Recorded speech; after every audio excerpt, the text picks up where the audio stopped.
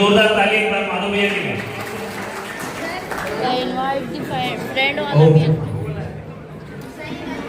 ओम कार्तवीर्याय विद्महे महावीर्याय धीमहि तन्नो अर्जुन प्रचोदयात्। बोले नर्मदा मैया की, भगवान सहस्त्रबाहु अर्जुन जी की। सम्माननीय मंच पर आसीन समाज के सभी वरिष्ठ जन, भगवान सहस्त्रबाहु अर्जुन जी की जयंती पर पधारे समाज के सभी बंधुओं, मातृशक्ति और प्यारे प्यारे बच्चों, आप सभी को भगवान सहस्त्रबाहु जयंती की बहुत बहुत शुभकामनाएं। मैं बोलने से पहले कुछ पूछ लूं, आप में से कितने लोग हैं जो भगवान सहस्त्रबाहु अर्जुन जी की कृपा वास्तव में चाहते हैं?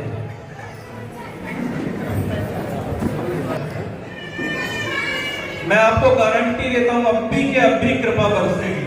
तैयार हैं?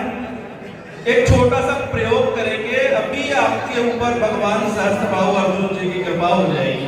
अपना दाहिना हाथ ऊपर करिए, सभी लोग करें। उसको पीछे घुमा लीजिए हथेली को और 3 बार बोलिए शाबाश शाबाश शाबाश। अब इसके बाद आपको क्या बोलना है? मुझे गर्व है कि मैं है वंशी हूं और उस वंश में पैदा हुआ हूं जहां भगवान सहस्त्रबाहु अर्जुन ने जन्म लिया है, इसलिए शाबाशी। मुझे गर्व है कि मैं है वंशी हूं और उस वंश में पैदा हुआ हूं जहां भगवान सहस्त्रबाहु अर्जुन जैसे पराक्रमी भगवान के अवतार सुदर्शन चक्र अवतार ने जन्म लिया है। आपको गर्व है गर्व? तो एक बार फिर से शाबाश कर लीजिए। देखिए, भगवान सहस्त्रबाहु अर्जुन जी की गाथाएं महिमा अपार है, मतलब घंटों बताया जा सकता है, लेकिन कुछ ऐसी चीजें मेरे व्यक्तिगत विचार हैं जो हमारे समाज में, समाज के बंधु के प्रत्येक घर में अगर ये शामिल होती हैं तो हमारे समाज को, हमारे संगठन को बार बार ये नहीं कहना पड़ेगा कि आप जागो, आप एकत्रित हो, आप संगठित रहो। आपके अंदर अपने आप संगठन को लेकर, भगवान सहस्त्रबाहु को लेकर आध्यात्मिक मूल्यों की वृद्धि होगी। और कोई भी संगठन, बाहर से आप कितना भी तामझाम कर लो, कितनी भी तैयारी कर लो, कितने भी जोड़ने का प्रयास कर लो, लेकिन जब तक किसी भी संगठन के में आध्यात्मिक मूल्यों को महत्व नहीं दिया जाएगा, तब तक समाज संगठित नहीं हो सकता है। तो भगवान कार्तवीर्य अर्जुन जो है, सहस्त्रार्जुन है, उनकी सहस्त्र भुजाएं हैं। इससे भी हमें प्रेरणा मिलती है कि कैसे उनकी सहस्त्र भुजाएं हैं। और इसके अलावा एक जानकारी और दूं कि उनकी सेना में भी सहस्त्र दल थे। सहस्त्र अक्षौणी सेना का उल्लेख शास्त्रों में मिलता है, जिसकी कल्पना भी हम नहीं कर सकते। इतनी बड़ी सेना को भी वो संगठित करके रखते थे। तो कहीं ना कहीं हम में से हर एक व्यक्ति के अंदर भगवान सहस्त्रबाहु अर्जुन जी के वही गुण हैं, क्योंकि हम उनके वंशज हैं। तो हम में से अगर हर एक व्यक्ति चाहेगा तो अपने समाज को बहुत अच्छे से संगठित कर सकता है। अभी मैं आध्यात्मिक मूल्यों की बात करूं तो भगवान सहस्त्रबाहु अर्जुन केवल एक प्रतापी राजा नहीं थे, वो एक बहुत बड़े आध्यात्मिक साधक भी थे। भगवान दत्तात्रेय जी की उन्होंने साधना, उपासना और आराधना की थी और उनसे उनको 10 वरदान प्राप्त हुए थे, जिसमें से एक वरदान में उन्हें सहस्त्र भुजाएं प्राप्त हुई। दूसरे वरदान में यदि आपकी कोई भी कीमती वस्तु चोरी चली गई है, आपका धन, आपका मान सम्मान, आपका स्वास्थ्य, कोई भी चीज यदि आपका लॉस हो गया, खो गया है, और आप भगवान सहस्त्रबाहु अर्जुन जी का स्मरण करते हैं, उनकी भक्ति करते हैं, तो वो चीज आपके जीवन में पुनः मिल जाती है। तो कितने सारे विषय हमें हमारे आराध्य के प्रति अपनी श्रद्धा और विश्वास को प्रकट करने के लिए। अब दोस्तों, कुछ उपाय जो है जो हम कर सकते हैं अपने समाज के बीच में, उनकी चर्चा करूंगा। चर्चा तो बहुत सारी है। भगवान सहस्त्रबाहु अर्जुन जी ने सप्तमी तिथि में जन्म लिया था। हमारे भारतीय ज्योतिष में, भारतीय अध्यात्म में और धर्म दर्शन में तिथियों का बहुत महत्व है। मैं डिटेल में नहीं जाऊंगा। जैसे प्रथमा तिथि के देवता अग्नि देवता हैं, द्वितीय तिथि के देवता ब्रह्मा जी हैं, तृतीय तिथि के गौरी माता है, चतुर्थी तिथि के गणेश जी हैं। ऐसी पूरी 15 तिथियों के कोई ना कोई देवता है। तो सप्तमी तिथि के देवता कौन है? भगवान सहस्त्रबाहु अर्जुन जी।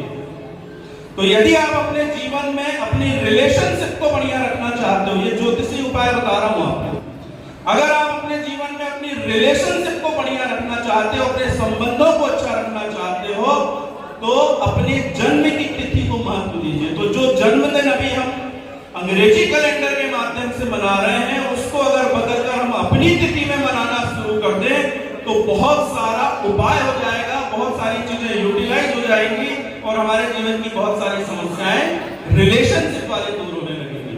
तो आप लोग कर सकते हैं? कोई नहीं है तैयार। अंग्रेजियत का भूत इतना ज्यादा गहरा सवाल है कि अभी तो नई पीढ़ी को तिथियों के बारे में भी नहीं मालूम है। हमारे हिंदुओं में हिंदू वर्ष क्या होते हैं, चैत्र वैशाख आषाढ़ सावन भादो पार, नई पीढ़ी को नहीं पता है। हम लोग ऊपर रूप से संगठित हो सकते हैं, बातचीत कर सकते हैं, लेकिन सनातन धर्म का प्रचार, सनातन धर्म का ज्ञान, ये भी तो हमें अपनी पीढ़ी को देना पड़ेगा या नहीं देना पड़ेगा? सहमत है? तो मैं भी आपको समाज को संगठित करने का एक उपाय और बताता हूं कि जब भी अपने घर में कोई भी सेलिब्रेशन करें, आप जन्मदिन मना सकते हैं, वैवाहिक वर्षगांठ मना सकते हैं, सगाई करें, शादी करें, किसी भी तरह का मांगलिक कार्य करें, उसमें सबसे पहली पूजा भगवान सहस्त्रबाहु अर्जुन जी की करनी है, चित्र लगा के करनी है और विधिवत रूप से करनी है। कर सकते हैं?